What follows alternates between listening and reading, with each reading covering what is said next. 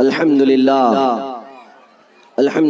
الحنان المنان الذي خلق الإنسان وعلمه البيان، والصلاة والسلام على رسوله سيد الإنس والجان وعلى آله وأصحابه ذوي الخير والإحسان، أما بعد فأعوذ بالله من الشيطان الرجيم. بسم الله الرحمن الرحيم.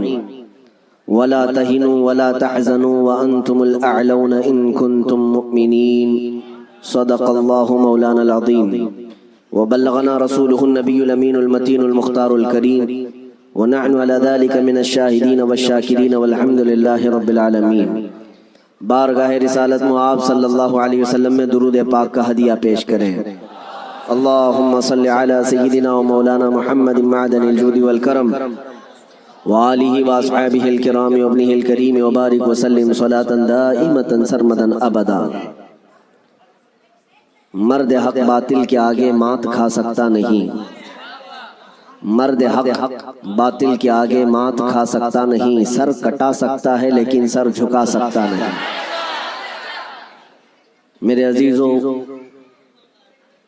یہ روحانی اور بارونق منظر اور منبر نور پر جلوہ بار علماء میں اتنے جوشیلے علماء آپ کے پاس موجود ہیں. میری تقریر کی اب چندہ حاجت بھی نہیں ہے. نظامت اور شعر و شاعری کے جو شعلے ہیں میرے اندازے کے مطابق کافی دنوں تک آپ کو یہ گرم رکھیں گے. میرے عزیزوں، اللہ تعالیٰ تمہارا یہ جذبہ ہمیشہ سلامت رکھے.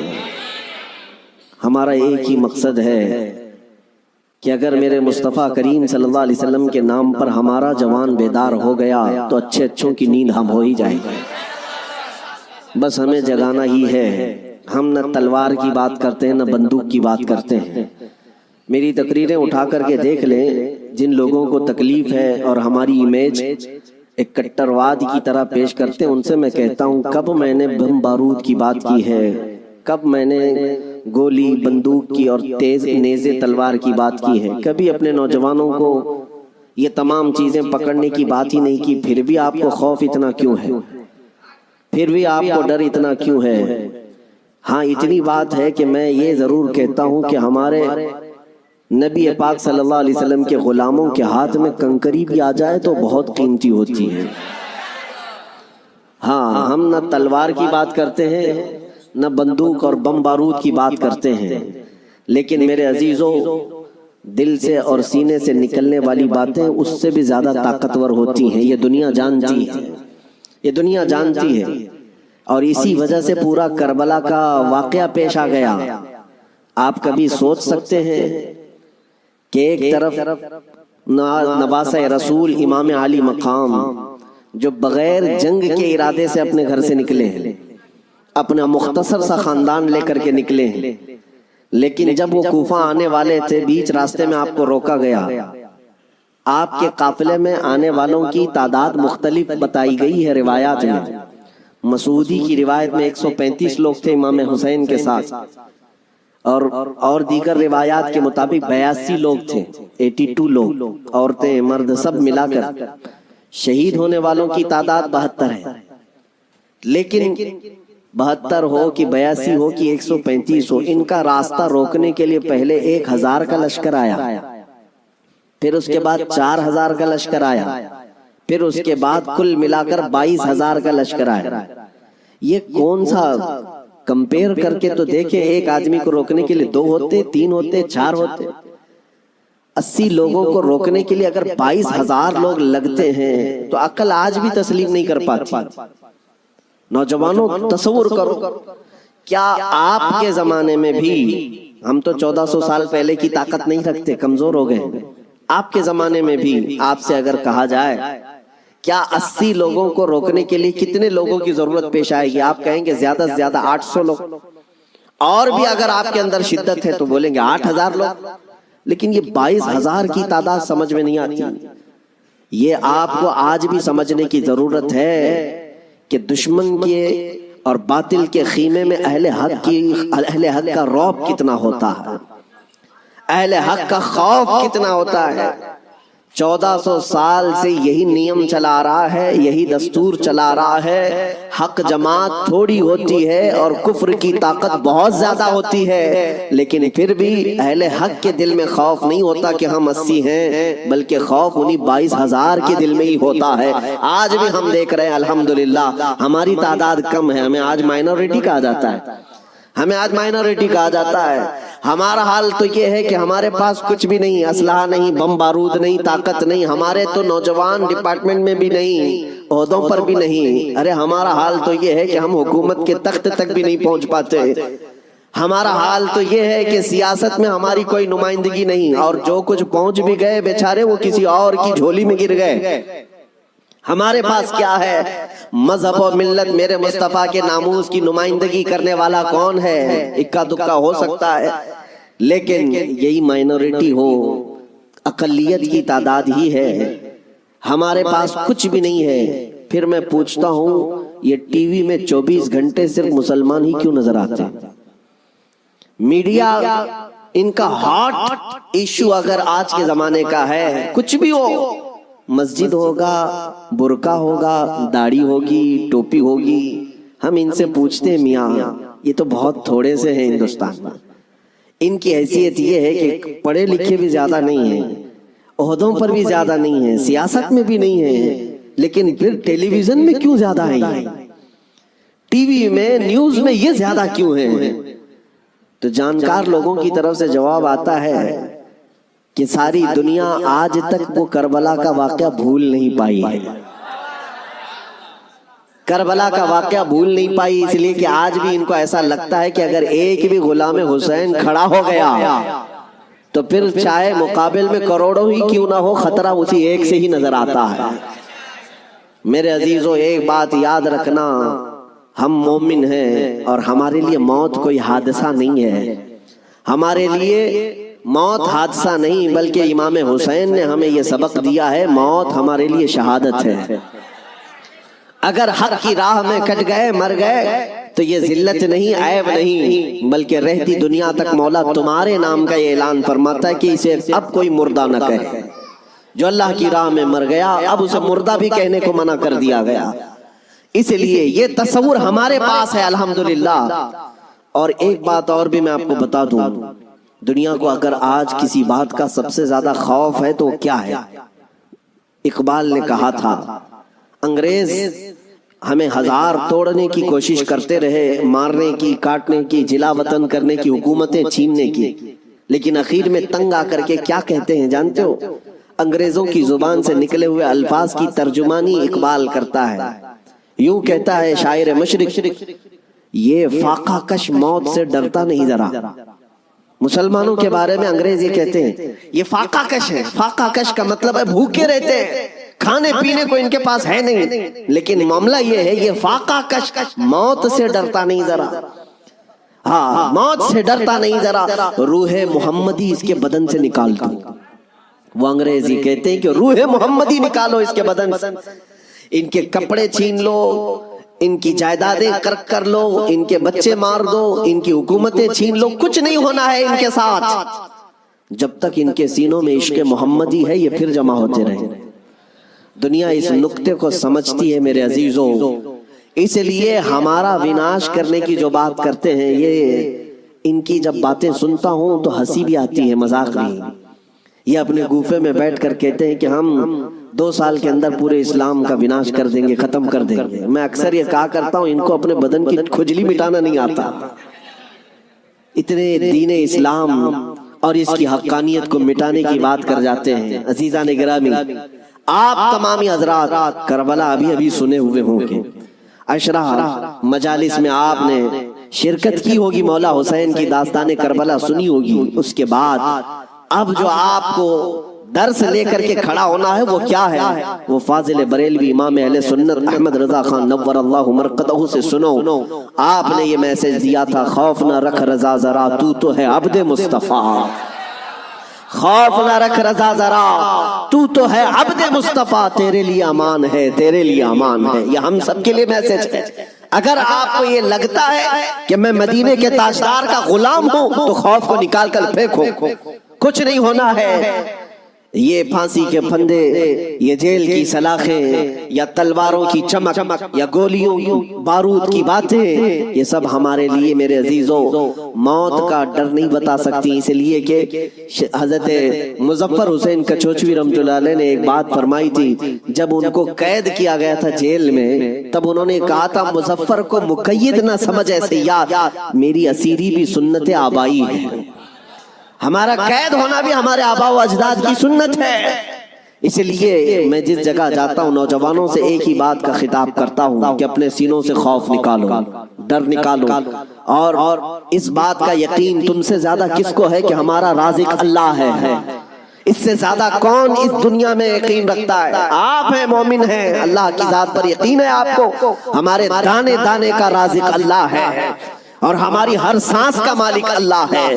جب تک میرا مولا نہ چاہے یہ پوری طاقتیں مل کر کے میرا بال بھی نہیں نوچ سکیں گی، اور جب رب تعالیٰ کو منظور ہو تو ہم چونٹی سے بھی ہلاک ہو سکتے ہیں، یہ قدرت کے فیصلے ہیں۔ میں آپ کو بتاتا ہوں، سیدنا غوث اعظم عبد القادر جیلانی رضی اللہ تعالیٰ عنہ ممبر پر خطبہ دے رہے تھے، بڑا مجمع، 70,000 کا مجمع، ممبر پر جب خطبہ دے رہے تھے، عین خطبے کے دوران چھت پر سے ایک نہایت ہی کالے قسم کا سانپ نمودار ہوا، جس کی ہیبت ایسی تھی کہ مجمع میں سے لوگ ادھر سے ادھر ہونے لگ گئے۔ اس سانپ کی دہشت سے لوگ گھبرا گئے، لیکن وہ سانپ چھت سے اوپر سے آتے آتے سیدھے سرکار غوث پاک کے کندھے پر آ گیا، غوث پاک کے کندھے پر آ گئے، نہایت ہی کالے قسم کا زہریلا سانپ، جس کو دیکھ کر مجمع منتشر ہو رہا۔ غوث پاک خطبے میں مصروف ہیں، اور اس کے بعد وہ سانپ آپ کے گردن سے آپ کے جبے میں داخل ہوا، آستین میں گیا، سینے پر آیا، دوسرے آستین میں گیا، گردن میں آیا، اس کے بعد تھوڑی دیر کے بعد وہ واپس ادھر ہی گیا۔ غوث پاک کے ایک جملے میں بھی لغزش نہیں ہے، خطبہ جس طرح چل رہا تھا اسی طرح چلتا رہا، اور اس کے بعد اس سانپ نے فصیح عربی میں آپ سے کلام کیا، کہا ہے عبد القادر میں آزمائش کے لیے آیا تھا، اس سے پہلے میں نے کئی لوگوں کو آزمایا، ان کے یا تو زبان میں لکنت آ گئی، یا تو پیر ہل گئے، یا تو پھر اپنا بیان چھوڑ دیا، لیکن تمہارا حال تو یہ ہے کہ ایسا لگتا تھا کہ تمہارے جسم پر کوئی چیز آئی نہیں۔ غوث پاک رضی اللہ تعالیٰ عنہ مسکرائے، خطبہ جاری رکھا۔ لوگوں نے پوچھا غوث پاک سے کہ یہ کیا تھا، اتنا بھیانک سانپ آپ کے جسم پر آیا، آپ کے جسم پر کوئی جنبش بھی نہیں، لغزش بھی نہیں۔ سرکار غوث پاک رضی اللہ تعالیٰ عنہ مخاطب ہوتے ہوئے ارشاد فرماتے ہیں، میرا نام عبد القادر ہے، میں قادر کا بندہ ہوں۔ کس کا بندہ؟ قادر کا بندہ، قدرت پر یقین رکھتا ہوں۔ مجھے اس بات پر یقین تھا کہ اگر میری موت آنی ہے تو اس سانپ کے ذریعے سے آ جائے گی، میرے ہلنے سے بچنے سے میں بچ نہیں سکوں گا، اور اگر میری موت نہ آنا ہو تو اس طرح کے سینکڑوں سانپ بھی میرے جسم کا کچھ نہیں کر سکتے۔ موت و حیات کی قدرت صرف میرے رب ذوالجلال کے پاس ہے۔ میں اسی یقین کے ساتھ خطبے میں مصروف رہا، وہ تو امتحان تھا، ٹل گیا۔ عزیزان گرامی وقار، اس بات کا میں آج آپ کو اعلان کرنا چاہتا ہوں، اگر آپ قادری سلسلے سے بیعت ہیں تو غوث پاک کی اس استقامت پر قربان جاؤ۔ آج اس طرح کے زہریلے سانپ اگر تمہارے ارد گرد آ بھی جائیں، تمہیں اس بات کا یقین رکھنا ہے، موت و حیات کا مالک میرا پروردگار ہے، موت و حیات کی قدرت میرے رب ذوالجلال کے پاس ہے۔ اور یہ یقین میں آپ سے کہتا ہوں کہ غوث پاک کے مقام تک تو نہیں پہنچ سکتے، لیکن واقعہ عرض کرنے کا مقصد یہ ہے کہ ہم قادری غلام ہیں، قادری کتے ہیں، ان کی نسبت سے اگر ہمارے سینے میں تھوڑا بہت بھی اگر شجاعت کا جذبہ آ جائے تو میں سمجھتا ہوں کہ میرے عزیزو آج اس روئے زمین کا منظر ہی بدل جائے گا۔ لوگ دیکھ چکے تمہیں ڈرا کر کے، دھمکا کر کے، انہیں یہ اندازہ ہو گیا ہے کہ یہ تھوڑے پیسوں میں بک جاتے ہیں یا خوف سے تھر تھراتے ہیں، ڈر کر کے بھاگ جاتے ہیں، اس لیے دنیا تمہیں ڈراتی ہے، دھمکاتی ہے۔ لیکن جس دن تمہارے قدم ڈگمگانے سے رہ گئے، میں یقین کے ساتھ کہتا ہوں بجلیاں آئیں گی، طوفان آئیں آئیں گے لیکن تمہارا کچھ نہیں ہو سکے گا. اللہ کریم تمہارے استقامت پر مدد نازل فرمائے گا. اس لیے کہ قرآن میں وہ کہتا ہے ان الذین قالوا ربنا اللہ ثم استقاموا تتنزل علیہم الملائکہ. بے شک جو لوگ اللہ کو یہ کہتے ہیں کہ ہمارا رب ہے اور پھر اس پر جمے رہتے ہیں، مولا فرماتا ہے ان کی حفاظت کے لیے مولا فرشتے نازل فرماتا. جمے رہنا، استقامت، ڈٹے رہنا یہ آج تمہاری ضرورت ہے میرے عزیزوں. طوفان آئیں گے، آندھیاں آئیں گی، لیکن یہ نہیں ہے کہ تم میدان چھوڑ کر بھاگ جاؤ. دیکھو موت تو آنی ہے، کسی ہاسپٹل کے بیڈ پر آئے گی یا گھر کی چٹائی پر آئے گی، کہیں نہ کہیں آنا ہے، یا کسی حادثے میں یا کسی بیماری میں. لیکن اگر قسمت سے موت اس حال میں آئے کہ میں میرے نبی کا پرچم بلند کر رہا ہوں، نبی پاک کی عزت کی بات کر رہا ہوں، اور اگر اس حال میں موت آئے تو اس موت کا کیا کہنا. میرے عزیزوں، بزرگوں نے فرمایا جو ناموس رسالت پر مر جاتا ہے روح نکلنے سے پہلے وہ اپنے سرانے پر مصطفیٰ کریم کا دیدار بھی کرتا ہے. نبی پاک صلی اللہ تعالی علیہ وسلم کا دیدار کرے گا.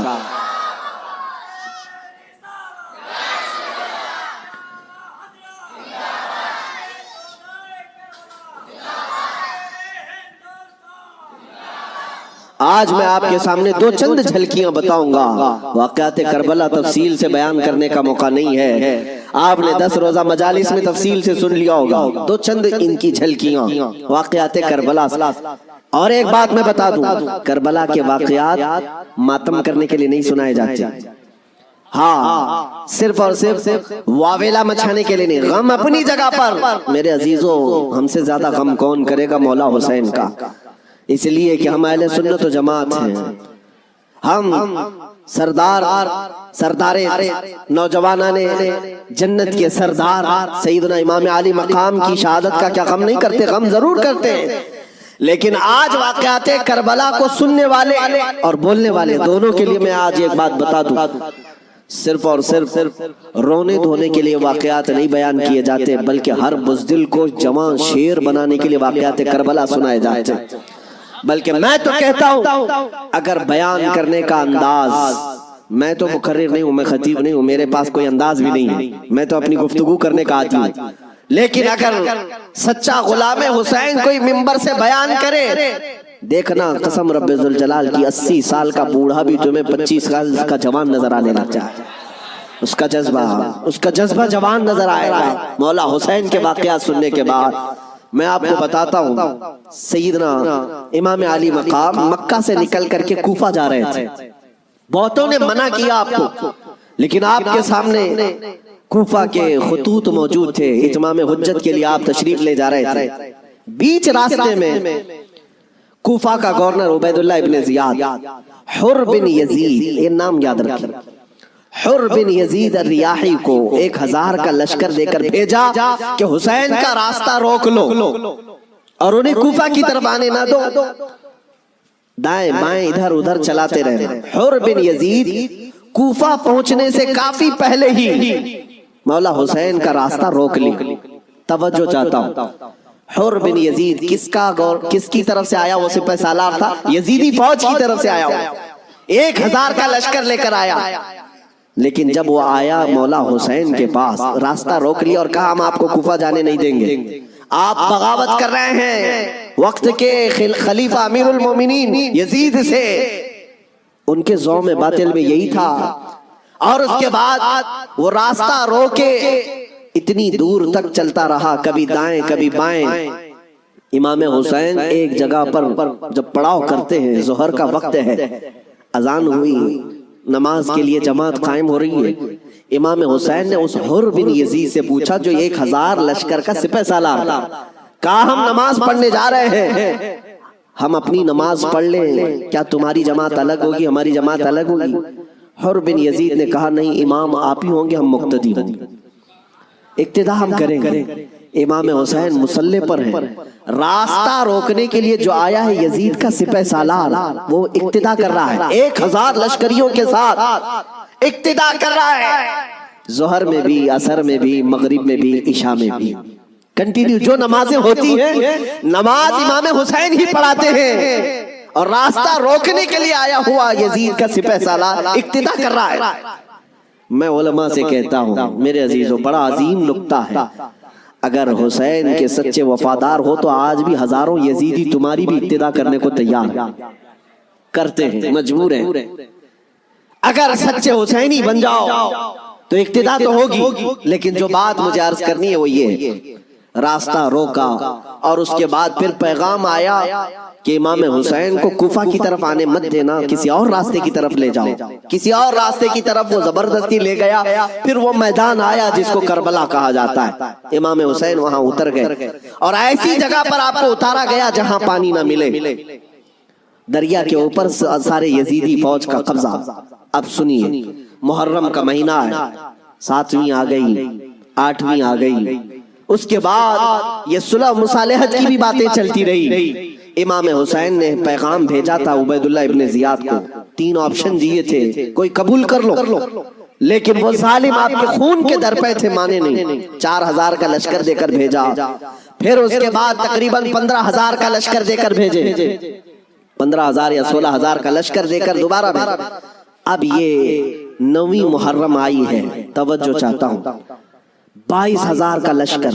امام حسین نے خطبہ دیا کہ میں تمہارے پاس جنگ کرنے کی نیت سے نہیں آیا، تم میری عظمت نہیں جانتے، میں فاطمہ زہرا کا بیٹا ہوں، حیدر کرار کا نور نظر ہوں، رسول اللہ کا نواسا ہوں، میرے خون سے اپنے ہاتھ رنگین نہ کرو، ان پر کوئی بات اثر نہ کرے۔ اس کے بعد حر بن یزید جو 1000 کا لشکر لے کر سب سے پہلے راستہ روکنے آیا تھا، وہ یزیدیوں کے پاس آیا اور کہا ان کی ایک بات تو مان لو، وہ جنگ کرنے نہیں آئے، اگر وہ صلح چاہتے ہیں تو ختم کر دیتے معاملہ۔ لیکن یزیدی فوج کے جو بڑے سپہ سالار تھے، عمرو بن سعد یا شمر، ان لوگوں نے کہا اے حر، تجھے مصالحت کرنے کے لیے نہیں بھیجا گیا ہے، تجھے فوجی بنا کر بھیجا گیا ہے، لڑنا ہے تو ہمارے ساتھ لڑو ورنہ یہاں سے دفع ہو جاؤ۔ جب یزیدی فوج کے بڑے سپہ سالاروں نے حر بن یزید کی بات نہیں مانی تو سنو، پورے مجمع میں وہی حر جو یزید کا سپہ سالار تھا اعلان کرتا ہے تمہاری سپہ سالاری تمہیں مبارک ہو، میں حسین کے خیمے میں جاتا ہوں۔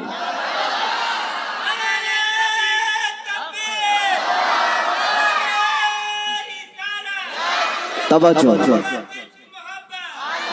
حر بن یزید نے کہا مجھے اب نظر آ رہا ہے کہ حق اور حقانیت حسین کے خیمے کی طرف ہے، مجھے جانے دیں۔ ان لوگوں نے کہا تم جا سکتے ہو۔ حر بن یزید کو پتا تھا حسین کے ساتھ جانے کا کیا انجام ہو سکتا ہے، 22000 کا لشکر جرار ہے اور ادھر صرف 80-82 لوگ ہیں، ایسے وقت میں ایک چھوٹی جماعت کا ساتھ کون دے سکتا ہے جہاں بھاری بھرکم لشکر سامنے موجود ہو؟ میرے عزیزوں، ایک چھوٹی جماعت کا ساتھ صرف وہی دے سکتا ہے جس کے سینے کو مولا ہدایت کے لیے کھول دیتا ہے۔ میں نے دیکھا ہے مصیبتوں کے وقت کون ہمارے ساتھ کھڑا ہوتا ہے۔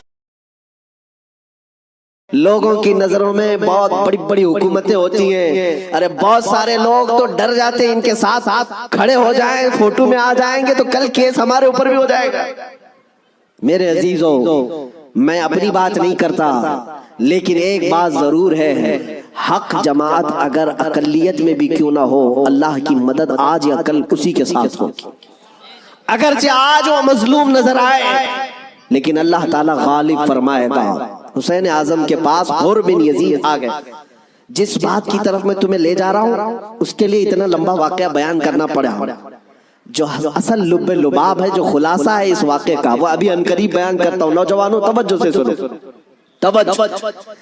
حسین ابن علی رضی اللہ تعالیٰ عنہ کے پاس آ گیا حر بن یزید، قدموں میں گرا، کہا مولا مجھے معاف فرما لے، میں نے راستہ روکا آپ کا، میں آپ کو مجبور کیا اس میدان میں آنے کے لیے، لیکن میں آپ کے ساتھ اب اس وقت تک رہوں گا جب تک میری آخری سانس نہ آ جائے، میں آپ کی حمایت میں لڑوں گا۔ امام حسین نے اس سے کہا حر کہ میں نے تجھے معاف کر دیا، لیکن جا تو اپنے بیوی بچوں کے ساتھ، میری اس چھوٹی جماعت کے ساتھ رہے گا تو جان کا خطرہ ہے۔ حر بن یزید نے کہا میں نے جو راستے میں آپ کے ساتھ کیا اس کا کفارہ جان دینے سے بھی میں سمجھتا ہوں ادا نہ ہو پائے، اس لیے میں آخری سانس تک آپ کے ساتھ رہوں گا۔ رہا ساتھ میں۔ 10ویں محرم آ گئی۔ اب جو بیان کرنا ہے توجہ سے، जानते हैं सुबह नक्कारा बजा, तबल बजे, उधर जंग की इब्तिदा हुई। यजीदियों की तरफ से अम्र बिन साद ने पहला तीर चलाया और ऐलान किया कि हम हुसैन इब्न अली के साथ जंग शुरू कर चुके हैं। जंग जब शुरू हो गई, इमाम हुसैन रज़ी अल्लाह ताला अन्हु के अहले बैत को किसी ने उतरने नहीं दिया। जो जो आपके साथी थे, जो आपके साथ आए हुए थे, जो अहले बैत से नहीं थे, 5 सहाबी रसूल भी हैं मौला हुसैन के साथ, सहाबी रसूल भी थे, वो जब तक साथी रहे खानदान हुसैन से एक को भी मैदान में आने नहीं दिए। और जानते हैं इस मैदान करबला में पहले उतरने वाला कौन था? वही हुर बिन यजीद। और किसकी जानिब से? इमाम हुसैन की तरफ से। एक बात मौला कदीर जब्बार की तुम्हें समझना पड़ेगा, अगर वो हिदायत देने पर आए तो कुफ्र की तागूती ताकतों में से भी किसी को हिदायत दे करके उसको पासबाने इस्लाम बना सकता है। और कभी गुमराह करने पर आए तो काबा के करीब रह करके भी कोई गुमराह हो सकता है। हाँ, ये बात समझ करके चलो। जब मौला ताला हिदायत देता है, हमने यहाँ पर भी देखा है कि बाबरी मस्जिद को शहीद करने वाले आतंकी बहुत सारे थे, लेकिन हमने बरसों बाद एक शख्स का नाम सुना था कि वो दायरा इस्लाम में आया और नमाजी भी बना, पाबंद भी बना, दाढ़ी भी रखा, बल्कि तबलीग इस्लाम भी करता रहा, तबलीग इस्लाम भी करता रहा। और वो ये कहता रहा, एक जमाना वो था जब मैं हथौड़ा लेकर के गुंबद को तोड़ रहा था, लेकिन आज एक जमाना ये है कि मेरी पेशानी हर जगह सजदा इलाही के लिए झुक जाया करती। मौला जिसको जहां से चाहे हिदायत अता फरमाए। हुर बिन यजीद इमाम हुसैन की तरफ से पहले मैदान में उतरने वाले। अब मैं आता हूं उसी बात पर जिसके लिए मैं इतना लंबा वाक़या आपको सुनाया। मुकाबला दू बदू था, एक के बाद दीगरे मुकाबला था। हुर बिन यजीद जब घोड़े पर सवार होकर मुकाबले के लिए आया तो यजीदियों की तरफ से पहलवान आते रहे, सिपाही आते रहे, मुकाबला करते रहे। ये तन्हा हुर बिन यजीद का मुकाबला सुबह से लेकर के दोपहर तक चलता रहा। बाकी बहुत सारे मुकाबले हुए, थोड़ी थोड़ी देर के बाद सब जामे शहादत नोश करते रहे, ये जवाल के बाद। लेकिन हुर बिन यजीद का मुकाबला सुबह से चलता रहा। और मैंने जब तारीख में ये बात पढ़ी तो मुझे हैरत हुई कि तन्हा हुर बिन यजीद अकेले घोड़े पर आया और यजीदियों से एक के बाद दीगरे लड़ता रहा। घंटों के मुकाबले के बाद जिन लोगों को हुर बिन यजीद ने मारा था उनकी लाशें गिनी गई तो 120 लाशें पड़ी हुई थी। यही बात मुझे करना है, यही बात मुझे करना है। तन्हा एक हुसैनी 120 को मार गिरा सकता है करबला के मैदान में। तुम सिर्फ ये सुनते हो कि हुसैन आजम के बच्चे शहीद हो गए, लेकिन हुसैनियों ने जिनको काटा है वो क्यों नहीं सुनते? वो कम नहीं थे, बहुतों को फना फिन्नार किया। अब जो बात कहनी है वो ये है, हुर बिन यजीद खानदान हुसैन से नहीं है, अहले बैत से नहीं है, अंसार में से भी नहीं है जो साथी वहां से आए थे, बल्कि एक दिन पहले तौबा करके हुसैनी बना तो दूसरे दिन की ताकत का हाल ये है।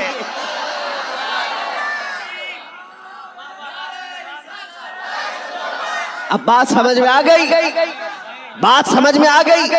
एक दिन का हुसैनी 120 पर भारी हो सकता है, तो जो बचपन से हुसैनी है वो हजारों पर जरूर भारी होगा।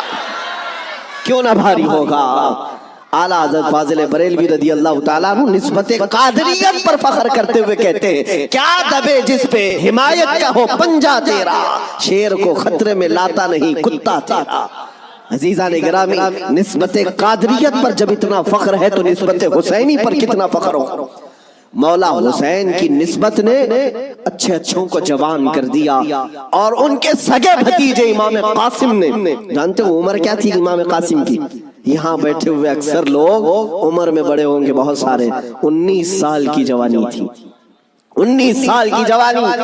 तारीख निगारों ने लिखा है इमाम कासिम जब घोड़े पर बैठ करके आए थे तो यजीदी खीमे में ऐसी खलबली मची। लोग ये कहते थे कि कासिम बिन हसन, इमाम हसन के बड़े बेटे इमाम कासिम, मैंने ये भी रिवायत पढ़ी, इमाम कासिम जब घोड़े पर से पहलू बदलते थे, पहलू बदलने, घोड़े पर इधर से उधर इस तरह पहलू बदलना, تو یزیدی خیمے کے لوگ کہتے ہیں جب قاسم بن حسن گھوڑے پر پہلو بدلتے تھے تو ایسا لگتا تھا کہ بجلی چمک رہی ہے.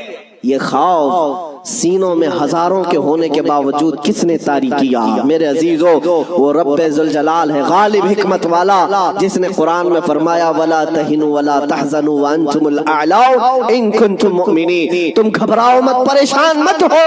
مولا فرماتا ہے تم ہی غالب رہو گے اگر تم سچے ایمان والے ہو، اگر تم میرے مصطفیٰ کریم صلی اللہ علیہ وسلم کے سچے غلام ہو. لوگ تو صرف کربلا کے میدان میں یہ دیکھتے ہیں کہ امام حسین کی شہادت ہو گئی، علی اصغر کی شہادت ہو گئی، علی اکبر کی شہادت ہو گئی، عباس علمبردار کی شہادت ہو گئی.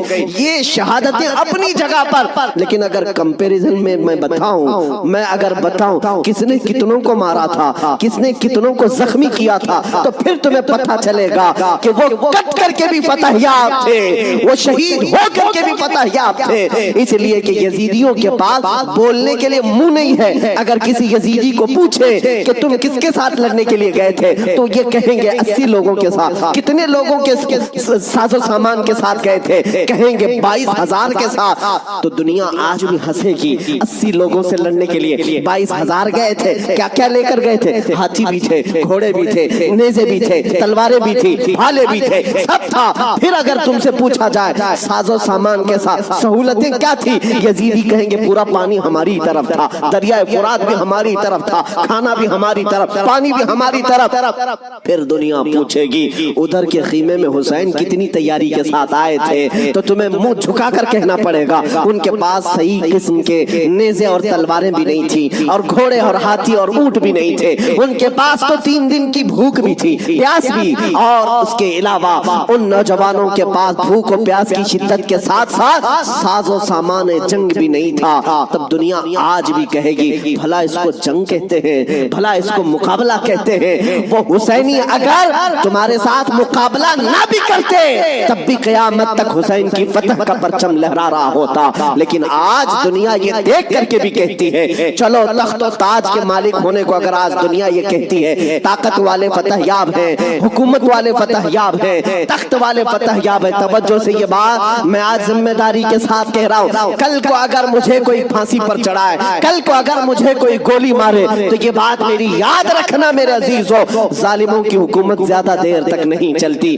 یزید کا تخت بھی تھا، تاج بھی تھا، حکومت بھی تھی، فوجی بھی تھے، سپاہی بھی تھے. لیکن آج جاؤ اس یزید کے تخت کو ڈھونڈنے کے لیے، محل کو ڈھونڈنے کے لیے.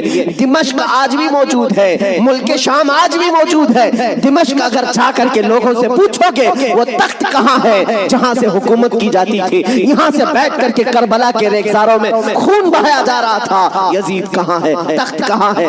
وہاں دمشق کے رہنے والے شاید تمہارا ہاتھ پکڑ کر کے لے جائیں گے ایسی جگہ پر جہاں پورے دمشق کا کچرا پھینکا جاتا ہے، جہاں پورے دمشق کی گندگی ڈالی جاتی ہے، اور لوگ کہیں گے یہیں پر یزید کو دفن کیا گیا تھا. تم ناک پکڑ کر کے بھاگ آؤ گے، وہاں پر کھڑے نہ ہو سکو گے جہاں یزید کو دفن کیا گیا تھا. تاج بھی نہیں، تخت بھی نہیں، فوج بھی نہیں، اور ذریت اولاد بھی نہیں. اور پھر آؤ کربلا کے میدان میں، پھر آؤ عراق کی سرزمین پر.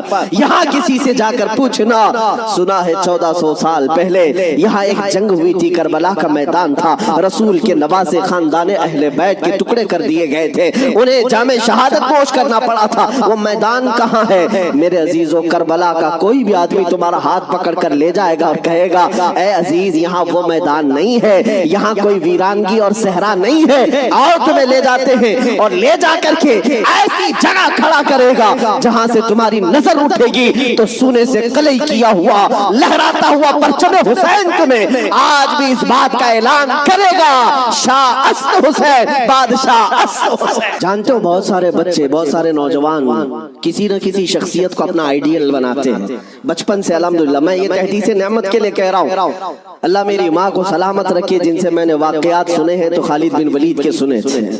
اور ہمارے آئیڈیل جو بزرگ ہیں اس میں مولا امام حسین ہیں. ہم نے ان کو آئیڈیل بنایا ہے، آپ بھی بنا لو، اس لیے کہ ان لوگوں کو جس نے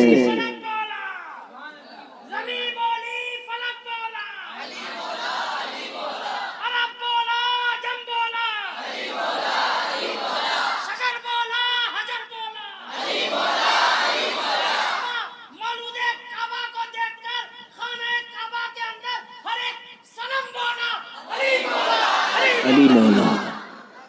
عزیزان گرامی وقار، آپ کو یہ بات یاد رکھنی ہوگی کہ جس نے جس کو آئیڈیل بنایا اور نمونہ بنایا ہے اس کے اندر اسی طرح کی عادتیں بھی آتی ہیں۔ اسی لیے میرے آقا صلی اللہ علیہ وسلم نے ارشاد فرمایا اپنی صحبتیں ڈھونڈ کر کے بناؤ، دوست بھی بناؤ یا کسی کے پیچھے چلو تو پہلے دیکھ لو۔ یہ آج میں بچوں سے کہتا ہوں، تم گلیمر کی دنیا میں جن لوگوں کے پیچھے بھاگتے ہو، سمجھتے ہو کہ یہ ایکٹر سٹار ہے، اس کے پیچھے بھاگنا ایک فیشن ہے، بھاگتے رہو گے ایسے گڑھے میں گر جاؤ گے جہاں سے نکلنا ہی مشکل ہے۔ ہم نے دیکھا ہے ان دنیاوی مکاروں اور عیاروں کے پیچھے بھاگنے والے نوجوان کبھی سکھ سے نہ رہ سکے، اور ان کی حیثیت کیا ہے؟ فلموں میں آ کر کے تھرک کر کے ناچ کر کے مجرے دکھا کر کے اگر لوگ یہ سمجھتے ہیں کہ یہ بہت بڑے سٹار ہیں، میرے عزیزو ذرا حسن بکھرنے تو دو، بڑھاپا آنے تو دو، اور جب پھر جھریاں پڑ جائیں، کمر ٹیڑھی ہو جائیں، تو پھر ہم دیکھتے ہیں کتنے فین ہیں تمہارے۔ لیکن مجھے یقین ہے مولا حسین کا غلام 80 سال کا بھی ہو جائے تو اس کے فین کی کمی نہیں ہوتی، اس کے فینز کم نہیں ہوتے۔ اور ہم نے اپنی زندگی میں حضور تاج الشریعہ کو دیکھا۔ میرے عزیزو، دیکھا ہے آپ حضرات نے، حضرت کی عمر تقریباً 70 کے اوپر تھی، 74 سال کی عمر میں، اور بال پورے سفید ہیں، 2 لوگ پکڑ کر کے چلاتے ہیں، لیکن ہم نے دیکھا ہے جس طرف سے گزر جائے لاکھوں صرف ایک جھلک دیکھنے کے لیے بے قرار۔ ان نوجوانوں سے پوچھو، دنیا تو فلم سٹاروں کے پیچھے بھاگتی ہے اور تم 70 سال کے اوپر اس بزرگ کو دیکھنے کے لیے بےتاب ہو، بے قرار ہو۔ اور حد تو یہ ہے میرے عزیزوں، نہ ان کے آنے کا کوئی پرچار، نہ سوشل میڈیا کا زمانہ، نہ فیس بک، واٹس ایپ اور انسٹاگرام میں ہے ان کے آنے کی جانے کی خبریں، نہ ان کے جلسوں کی خبریں، لیکن پھر بھی آپ نے دیکھا کہ پورا زمانہ ٹوٹ پڑتا تھا۔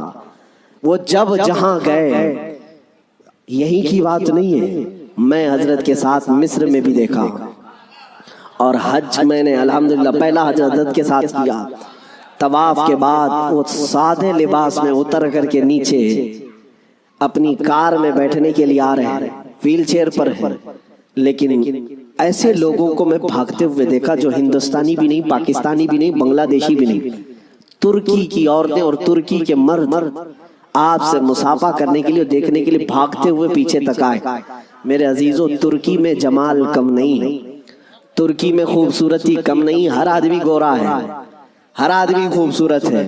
اگر کوئی یہ سمجھتا ہو کہ حضور تاج الشریعہ کو لوگ اس لیے دیکھنے کے لیے آتے تھے کہ نہایت ہی رنگ کے آپ حسین و جمیل تھے، میرے عزیزو، ترکیوں کے پاس حسن ہے، شامیوں کے پاس حسن ہے، مصریوں کے پاس حسن ہے، لیکن ان کو بھی ہم بے تاب و بے قرار دیکھا ہے، ہم نے دیکھا ہے۔ اسی وقت ہم نے، میرے پڑھنے کا زمانہ تھا، ان ترکیوں سے میں نے پوچھا تھا، وہ صحیح طریقے سے عربی بھی نہیں جانتے اور صحیح طریقے سے انگلش بھی نہیں جانتے، لیکن ٹوٹی پوٹی جو بھی ان کو عربی آتی۔ ہم نے پوچھا ان کو جانتے ہو، ان کو جانتے ہو، ان کو ملنے کے لیے تم دوڑے آئے؟ کہا جانتے تو نہیں، فوٹو میں کبھی دیکھا، فوٹو تو ہوتا ہی، کہیں کوئی ویڈیو دیکھا نہیں، پھر کیوں؟ کہتے ہم نے طواف میں بیٹھے بیٹھے دیکھا، ان کی طرف ہمارا دل کھینچا جا رہا تھا۔ میرے عزیزو، جو حسین اعظم کا غلام ہو، غوث پاک کا سچا غلام ہو، مولا کریم اس کے چہرے میں یہ کشش رکھتا ہے، چاہے وہ 80 سال کا ہو یا 90 سال کا ہو، وہ دنیا کو اپنی طرف کھینچ لیتا ہے، وہ کھینچ لیتا ہے۔